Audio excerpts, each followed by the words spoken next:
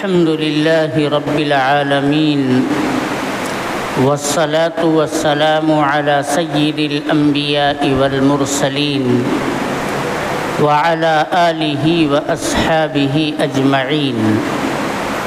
أما بعد فقد قال الله تبارك وتعالى في القرآن المجيد والفرقان الحميد: أعوذ بالله من الشيطان الرجيم بسم الله الرحمن الرحيم.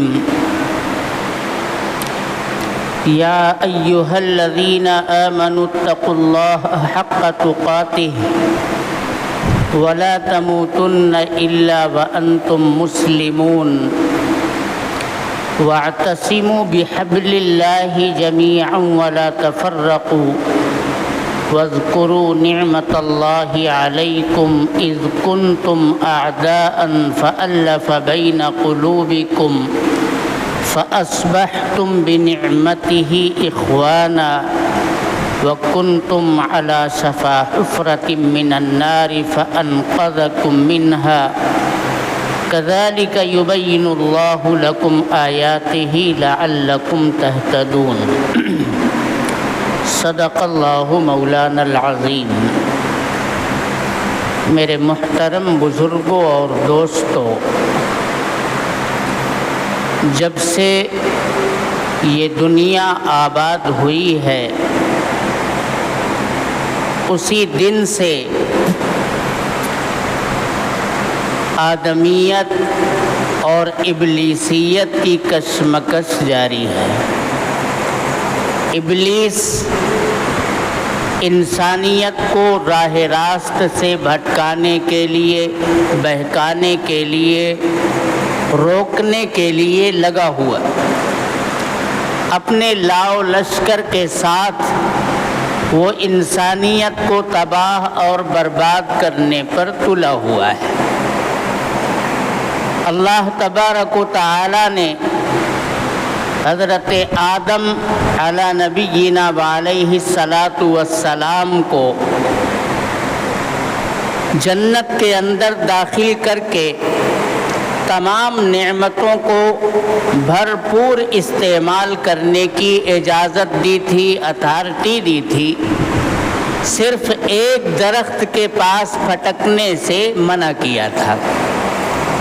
یہی ابلیس تھا جس نے جب آدم کے اوپر زور نہیں چل پایا تو انہی کی بائیں پسلی سے اپنی قدرت کاملہ کا مظاہرہ کرتے ہوئے اللہ تبارک و تعالی نے حضرت حوا کو، ایک خاتون کو وجود بخشا تھا.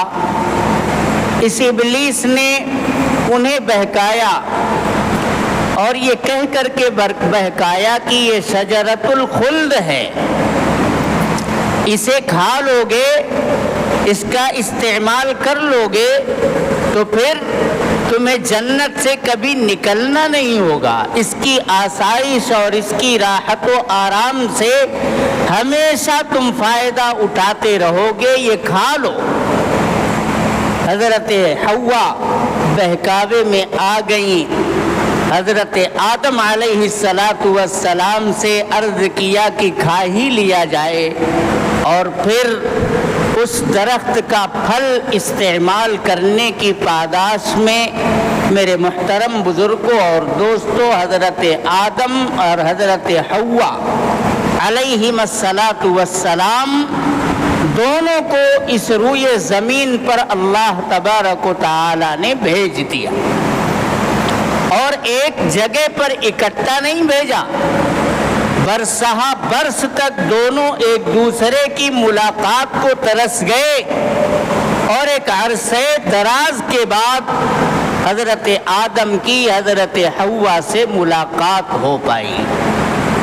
ایک دانے گندم میں دنیا کا یہ نظارہ لمحوں نے خطا کی تھی، صدیوں نے سزا پائی، ایک معمولی سی چوک ہوئی، لیکن اللہ تبارک و تعالی نے حضرت آدم علیہ السلام کے دل کو نرم بنایا تھا، انہیں توبہ کی تلقین کی، فہمائش کی حضرت آدم علیہ السلام نے اپنے پروردگار کے سامنے یہ عرض کیا، ربنا ظلمنا انفسنا وان لم تغفر لنا وترحمنا لنکونن من الخاسرین۔ اے ہمارے پروردگار، ہم نے اپنی جان پر ظلم ڈھا لیا ہے، اپنے ہاتھوں سے اپنے پیر پر کلاڑی مار لی ہے۔ وَإِن لَّمْ تَغْفِرْ لَنَا وَتَرْحَمْنَا لَنَكُونَنَّ مِنَ الْخَاسِرِينَ۔ اگر آپ ہمیں معاف نہیں کریں گے، اگر آپ کا رحم و کرم ہمارے سر پر سائبان بن کر کے کھڑا نہیں ہوگا تو ہم خسارہ اور گھاٹا اٹھانے والے لوگوں میں ہو جائیں گے۔ یہ دعا ہم اور آپ بھی مانگتے ہیں۔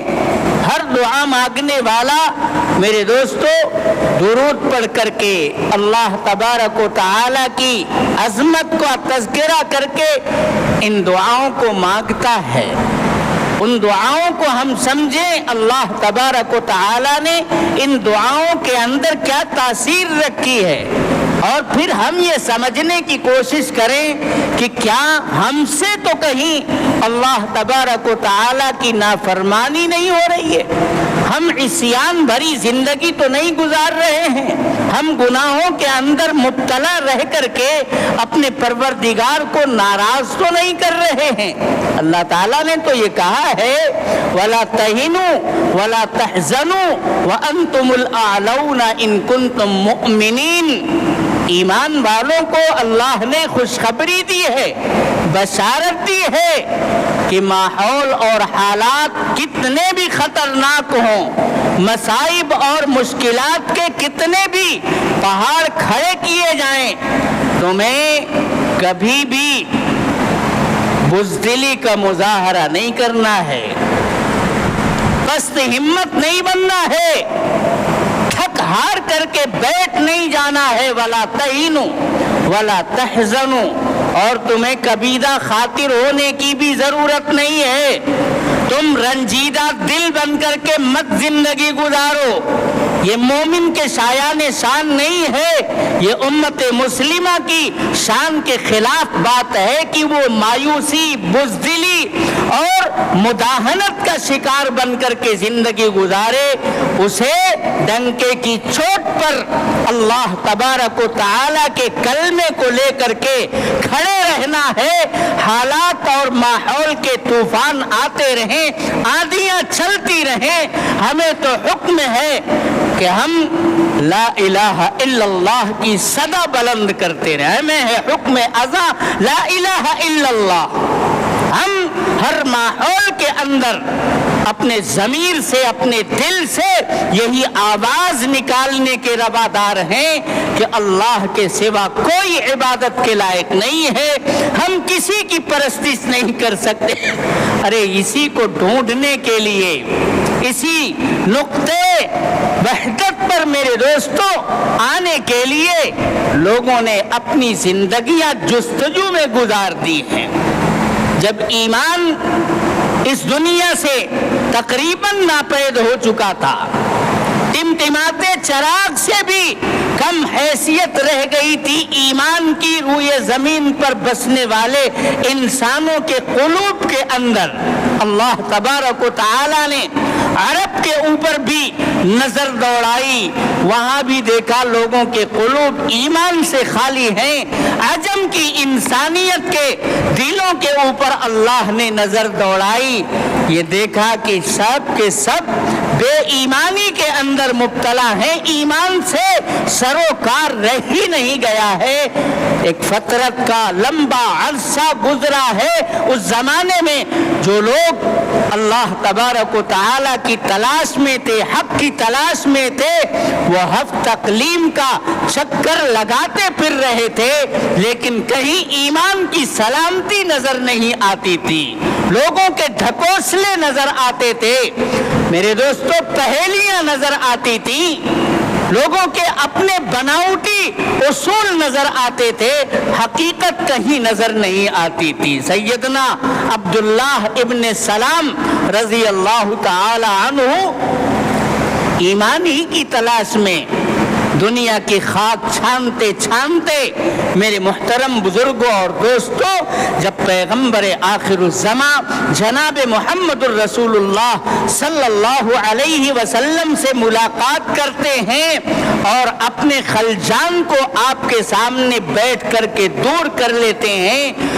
और ईमान की तौफीक उन्हें मयस्सर होती है, तो दुनिया की तमाम खुशियों को एक तरफ डाल करके इस ईमान के ऊपर अपनी मसर्रतों का इजहार करते हैं जो ईमान अल्लाह तबारक व तआला ने हमको और आपको अता किया है। ये ईमान कैसे बनता है मेरे दोस्तों? ये बचपन से बनाया जाता है, संवारा जाता है, इसके अंदर जीना पैदा करने की सरपरस्त कोशिश करते हैं, तब जाकर के ये ईमान, ये अकीदा हमारे कुलूब के अंदर रासिख हो पाता है और अल्लाह तबारक व तआला की मेरे दोस्तों अज़मत, उसकी बरतरी का एहसास तभी दिल के अंदर पैदा होगा जब हमारा अकीदा दुरुस्त होगा। इसीलिए जब किसी मुसलमान घर में कोई बच्चा मौलूद होता है, पैदा होता है, तो पैदा होते ही सबसे पहले उसके दाहिने कान के अंदर अल्लाह तबारक व तआला की किबरियाई के नगमे गाए जाते हैं। अल्लाहु अकबर, अल्लाहु अकबर।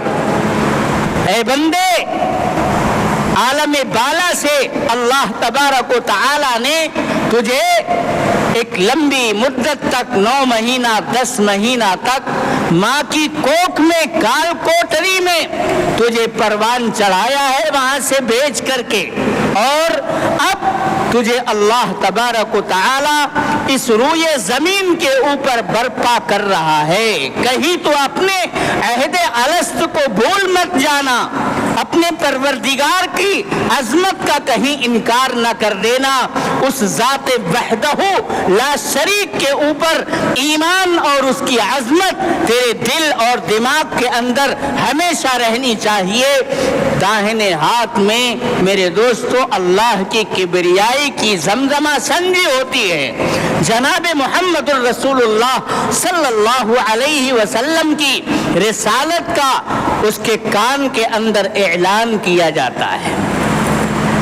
आप सल्लल्लाहु अलैहि वसल्लम की रिसालत और नबूवत की शहादत के कलेमात उसके कान के अंदर दोहराए जाते हैं। उसे नमाज की तरफ हय्या अला सलाह कह करके, उसे फलाह की तरफ, कामयाबी की कुंजी नमाज है मेरे दोस्तों। तमाम इबादतों और फलाह के अंदर आने की उसको तरगीब जैसे ही वो पैदा होता है कान के अंदर दी जाती है, बाएं कान के अंदर इकामत कही जाती है, ताकि बच्चे के दिल और दिमाग पर जो पहला बोल पड़े, जिसके असरात मुरत्तब हो, वो अल्लाह तबारक व तआला की किबरियाई का नगमा हो, नबी अकरम सल्लल्लाहु अलैहि वसल्लम की रिसालत की जमजमा संजी हो, और नमाज और फलाह की तरफ उसे दावत दी जाए, बुलाया जाए। ये काम मेरे दोस्तों उम्मत मुस्लिमा के घराने में पैदा होने वाले हर बच्चा और बच्ची के कान में पैदा होते ही डाल दिए जाते हैं। और जैसे जैसे वो बच्चा बड़ा होता है, अगर वाकई हमें अपने ईमान से वाबस्तगी है, अगर अपने मजहब की नुमाइंदगी का हमारे दिल और दिमाग के अंदर जज्बा है, तो जैसे ही वो बच्चा टूटी फूटी जुबान में कुछ बोलना शुरू करता है, तो हम और आप क्या करते हैं? अम्मी अब्बू की रट लगवाना ये जिम्मेदारी नहीं समझते। हाँ, उसकी जुबान से अल्लाह निकले, उसकी जुबान से ला इलाहा इल्लल्लाह निकले, मुहम्मदुर रसूलुल्लाह निकले, अल्लाह की किबरियाई मेरे दोस्तों उसके दिल और दिमाग में पैवस्त करने की हम कोशिश करते हैं। बशारत भी है, नबी करीम सल्लल्लाहु अलैहि वसल्लम की बशारत है کہ بچوں کو سب سے پہلے اللہ کا بول سکھانے کی ذمہ داری اٹھانی چاہیے، اس کی بہت بڑی فضیلت ہے۔ اسی طرح مرنے والے کی زبان پر اگر اللہ کا نام آ جائے، سب سے آخر میں من اکانا آخر کلامہ لا الہ الا اللہ دخل الجنہ، جس بندے کی زبان سے مرتے دم آخری کلمہ لا الہ الا اللہ نکلے گا وہ جنت کے اندر داخل ہو جائے گا۔ تو سب سے پہلا بول اللہ سکھایا جائے اور زندگی ایسی گزاری جائے کہ مرتے دم بھی اس بندے کو اللہ کی عظمت، اس کی کبریائی اور اس کے معبود برحق ہونے کی میرے محترم بزرگوں اور دوستوں کا عقیدہ اس کے دل اور دماغ میں رچ جائے اور بس جائے۔ تو سب سے زیادہ محنت ہمیں خود کے اوپر، اپنے بچوں کے اوپر عقیدہ بنانے کی لیے ضرورت ہے۔ ان کا عقیدہ درست کرو، عقیدہ درست ہوگا تو ایمان میرے دوستوں کامل طور پر ہمارے دل اور دماغ میں رچ جائے گا، بس جائے گا، اور پھر وہی ٹھوس ایمان ہمیں مذہب اسلام کی نمائندگی کے لیے ہر میدان میں کھڑا کرے گا۔ جب ہم اللہ کی کبریائی مؤذن کے کلمات کے ذریعے سنیں گے تو بھاگ کر کے مسجدوں کا رخ کریں گے، اپنی دکان کو تالے لگائیں گے، اپنے دوستوں کی محفلوں کو ہم تج دیں گے، ہم اللہ تبارک و تعالی کے نام پر میرے دوستوں چل پڑیں گے۔ عقیدہ، ایمان اور اعمال، ان تینوں باتوں کی جب درستگی ہوگی تو پھر سماج کے اندر، ماحول کے اندر باقی باتوں کو بہت زیادہ بتانے کی ضرورت بھی نہیں ہوگی۔ اللہ تعالیٰ نے ہم سے یہ کہا ہے یا ایھا الذین آمنوا اتقوا اللہ حق تقاتہ، اے ایمان والو اللہ تبارک و تعالی سے اس طرح ڈرو جس طرح اس سے ڈرنے کا حق ہے۔ تقوی کی شان، خشیت الہی، اس کی گرفت اور پکڑ کا احساس، یہ ساری باتیں دل اور دماغ میں رکھ کر کے زندگی گزارو۔ وَلَا تَمُوتُنَّ إِلَّا وَأَنْتُمْ مُسْلِمُونَ، اور دیکھو مرنا تو سب کو ہے لیکن تم مر کر کے اسی حال میں پہنچو کہ تم مذہب اسلام کی مکمل طور پر نمائندگی کرنے والے رہو۔ آگے اللہ تعالی ہماری کیفیت کو جو ایمان اور اسلام سے پہلے کی تھی، اس دنیا کے انسانوں کی، اس کو بیان کر رہے ہیں۔ صحابہ کرام ہیں اولین مخاطب، اور پھر ساری کائنات کے انسان ہیں، ان قرآنی آیات کے سننے اور سمجھنے اور عمل کرنے والے میرے دوستو اللہ تعالیٰ کیا کہہ رہے ہیں؟ وَاعْتَصِمُوا بِحَبْلِ اللَّهِ جَمِيعًا، اللہ کی رسی پوری مضبوطی کے ساتھ تھام لو، ایک ساتھ مل کر کے اس رسی کو پکڑ لو۔ کبھی تمہارے درمیان ناچاکی نہیں ہونی چاہیے، اختلاف نہیں ہونا چاہیے، انتشار نہیں ہونا چاہیے۔ جب ایک رب کے لیے تم اللہ کی رسی کو پکڑنے جا رہے ہو تو تمہارے قلوب آپس میں بھی ایک دوسرے کے ساتھ وابستہ ہونا چاہیے۔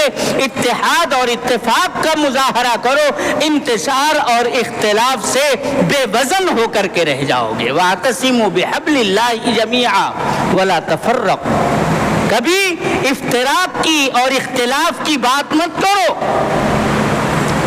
وَاذْكُرُوا نِعْمَةَ اللَّهِ عَلَيْكُمْ، اور یاد کرو اللہ کی نعمت کو جو تمہارے اوپر رہی ہے۔ اِذْ كُنْتُمْ أَعْدَاءً، ایک زمانہ وہ تھا کہ تمہاری دشمنیاں، تمہارے اختلافات، تمہارے جھگڑے پشتہا پشت سے چلے آ رہے تھے۔ مرنے والا اپنے وارثین کو وصیت کرتے کرتے مرتا تھا کہ فلاں خاندان اور قبیلے کے ساتھ ہمارا پشتینی جھگڑا چل رہا ہے، تمہیں اس جھگڑے کو باقی رکھنا ہے، اس میں ہمیشہ پھونک مارتے رہنا، کبھی یہ آگ اختلاف کی بجھنے نہ پائے، اور جب موقع ہاتھ آئے تو ان کی اینٹ سے اینٹ بجا دینا. وَاذْكُرُوا نِعْمَةَ اللَّهِ عَلَيْكُمْ إِذْ كُنْتُمْ أَعْدَاءً فَأَلَّفَ بَيْنَ قُلُوبِكُمْ. اللہ نے اسی ایمان کے دھاگے کے نور سے اللہ نے سب کو روشنی دکھلائی اور سارے اختلافات کو ختم کر کے اتحاد اور اتفاق کے ساتھ جینے اور مرنے کا سلیقہ عطا کیا. فَأَلَّفَ بَيْنَ قُلُوبِكُمْ وَأَصْبَحْتُمْ بِنِعْمَتِهِ إِخْوَانًا. اور پھر ایمان لانے کے بعد تو تم ایک دوسرے کے بھائی بھائی بن گئے. یہ اللہ تبارک و تعالی کی طرف سے میرے دوستو بہت بڑا انعام تھا اہل ایمان کو. اللہ نے ٹوٹے ہوئے دلوں کو جوڑ دیا، اختلاف کی کیفیت ختم کر کے اتحاد اور اتفاق کی ڈگر پر سب کو لگا دیا. اب وہاں صرف الحب فی اللہ والبغض فی اللہ کا نعرہ بلند ہوتا تھا. کسی سے اگر کوئی اختلاف ہوگا تو صرف اعلاء کلمت اللہ کے نام پر ہوگا. اگر کسی سے ہم محبت کریں گے تو اللہ تبارک و تعالی نے ہمیں یہ حکم دیا ہے، اس لیے ہم محبت کا مظاہرہ کریں گے. سب کچھ میرے دوستو اللہ کی رضا کے لیے اور اسی کی خوشنودی کی تلاش کے لیے ہوا کرتا تھا. آج بار بار تکرار کے ساتھ ہمارے سامنے یہ بات آ رہی ہے کہ یہ پارلیمانی الیکشن ہے. اس الیکشن کے اندر ہمیں اپنے اتحاد کا، اپنے اتفاق کا مظاہرہ کرنا ہے. کیوں؟ اس لیے کہ یہ ایک جمہوری ملک ہے اور اسی جمہوری دستور نے میرے دوستو ہمیں مذہب کی نمائندگی کرنے کی مکمل آزادی دی ہے. ہمارا اس سے بھی اونچا معیار ہے، لیکن کم از کم جمہوریت کی بنیاد پر میرے محترم بزرگوں اور دوستوں ہمیں اپنے مذہب کی نمائندگی کرنے کا جو موقع میسر ہے، کم از کم اپنے بزرگوں کی اس وراثت کو بچانے کے لیے ہم سے اور آپ سے جو کچھ بھی ممکن ہو سکتا ہے اپنی امکانی کوشش کرنے سے ہمیں بالکل کترانا نہیں چاہیے. ایک تو ہم اتحاد کا مظاہرہ کریں، ہمارے درمیان اختلاف نہیں ہونا چاہیے، ورنہ ہمارا جیسے ابھی کوئی وزن نہیں ہے آئندہ بھی کوئی وزن نہیں رہ جائے گا.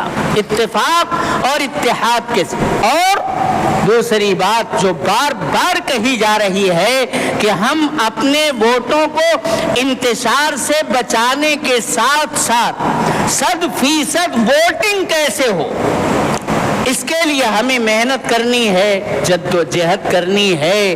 اگر میرے دوستو ملک کے اندر جمہوریت باقی رہے گی تو پھر ہم اپنے مذہب کی نمائندگی میں جس طرح سے مکمل آزاد ہیں اسی طرح سے آئندہ بھی آزاد رہیں گے. آج ہم اپنی مرضی کے مطابق جو بھی اپنے مذہب کے لیے کام کرتے ہیں، مسجد کی تعمیر، مدرسہ مکتب کی تعمیر، دعوت اور تبلیغ کے نظام کو لے کر کے چلت پھرت، یہ سب کچھ میرے دوستو یہ ہمیں میسر ہے تو ہمارے بزرگوں نے اس ملک کی آزادی اور آزاد ہونے کے بعد اس ملک کو جمہوریت دلانے میں اپنا سب کچھ قربان کر دیا. اپنے مذہب کے تحفظ کے لیے، اپنے وطن سے پیار اور محبت کا اظہار کرنے کے لیے ہمارے بزرگوں نے ہر زمانے کے اندر قربانیاں دی ہیں. اور آج کے جو ہمارے اسلاف ہیں، اکابرین ہیں، بزرگان دین ہیں، وہ جس میدان سے بھی تعلق رکھنے والے ہوں، چاہے وہ تصوف کے میدان کے لوگ ہوں، چاہے وہ تعلیم و تدریس کے میدان کے لوگ ہوں، چاہے وہ دعوت اور تبلیغ کے نظام سے وابستہ افراد ہوں، سب میرے دوستو، سب کی آواز یہی ہے کہ ملک کے اندر جمہوریت کی بقا اور اس کے تحفظ کے لیے ہم جو کچھ بھی کر سکتے ہیں کریں، ورنہ آنے والی ہماری نسلوں کا کیا ہوگا میرے دوستو؟ اللہ نے تو ہمارے لیے حکم کیا دیا ہے کہ اپنے آپ کو بھی جہنم کی آگ سے بچاؤ اور اپنی آنے والی نسلوں کو بھی جہنم کی آگ سے بچاؤ۔ خدا نخواستہ اگر ہم نے کوتاہی کی اور ہماری نسلوں کو ہماری کوتاہیوں کی سزا بھگتنی پڑی اور ان کے عقائد پر، ان کے ایمان پر، ان کے اعمال پر میرے دوستو کہیں خدا نخواستہ قدغن لگائی گئی، تو جہاں وہ جواب دہ ہوں گے وہیں پر میرے دوستو ہم سے بھی بات پرس ہوگی کہ تم نے اپنی آنے والی نسلوں کے لیے ماحول کو سازگار بنانے کے لیے جد و جہد کیوں نہیں کی تھی؟ تمہارے بزرگوں نے تو اسی وطن کے اندر اپنی جانوں کا نذرانہ پیش کیا تھا اور انگریزوں کے ناپاک منصوبوں کو خاک میں ملا کر کے رکھ دیا تھا۔ ان کی تمنا یہ تھی کہ یہاں عیسائیت کو فروغ ہو اور تمام مذہب کے ماننے والوں کو تحلیل کر کے عیسائیت کے رنگ میں رنگ دیا جائے۔ تمہارے بزرگوں نے ماحول کو بھانپ لیا تھا اور برسرے پیکار رہ کر کے ہزاروں کی تعداد میں جانوں کا اور اپنی صلاحیتوں کا نذرانہ پیش کر کے انہیں 7 سمندر پار بھگا دیا تھا۔ اور جب ایک وقت آیا اس ملک کے اوپر تقسیم کی افتاد پڑی اور تقسیم وطن کے بعد بھانت بھانت کی بولیاں بولی جانے لگی، اس وقت جمہوری کردار اس ملک کو دلانے میں تمہارے بزرگوں نے اپنا سب کچھ پیش کر دیا تھا۔ وہ وراثت، وہ روایت جو بزرگوں نے تم کو دی تھی، جس ماحول میں رہ کر کے تم مذہب کی مکمل نمائندگی کر سکتے تھے، کیوں تم نے اس ماحول کو سازگار نہیں رکھا؟ میرے محترم بزرگوں اور دوستوں، یہ پوچھ لیا جائے گا اگر ہم نے کوئی کمی کی، کوئی کوتاہی کی۔ اس لیے آنے والے ووٹنگ کے دن 100% ووٹنگ ہو اور اتحاد اور اتفاق کے ساتھ ہمارے اکابرین کا جو منشا ہے، ہمارے اسلاف اور بزرگوں نے جو رہنمائیاں کی ہیں، اس رہنمائی کے مطابق حق رائے دہی کا استعمال کریں۔ ہمیں بالکل بزدلی کا مظاہرہ نہیں کرنا ہے، ہمیں ہرگز مایوس نہیں ہونا ہے، ہاں اپنے ایمان کو مضبوط رکھنا ہے اور اسلام کی نمائندگی کے لیے ہمیں دعوت اور تبلیغ اور دوسرے تمام نظاموں کے ساتھ وابستہ رہ کر کے امت مسلمہ کے اس ہرے بھرے گلشن کی مسلسل آبیاری کرنی ہے، تاکہ کفر اور شرک کی خزاں میرے دوستو اس گلشن کو جھلسانے نہ پائے۔ اللہ تبارک و تعالی ہم سب کو عمل کی توفیق مرحمت فرمائے۔ وآخر دعوانا ان الحمد للہ رب العالمین۔